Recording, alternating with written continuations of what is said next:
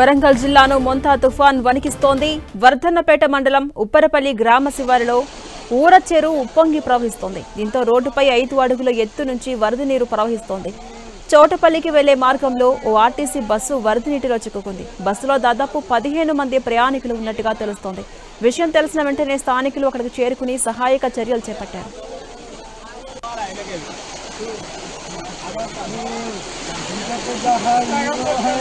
ఉప్పరపల్లిలో ఉప్పొంగి ప్రవహిస్తున్న ఊర చెరువు దృశ్యాలు మనం చూస్తున్నాం. అందులో ఒక ఆర్టీసీ బస్సు కూడా ఇరుక్కుపోయింది. మొత్తం 15 మంది ప్రయాణికులు అందులో ఉన్నట్టుగా తెలుస్తోంది. మొత్తం బయటికి రాలేని సిచ్యువేషన్ కనిపిస్తోంది.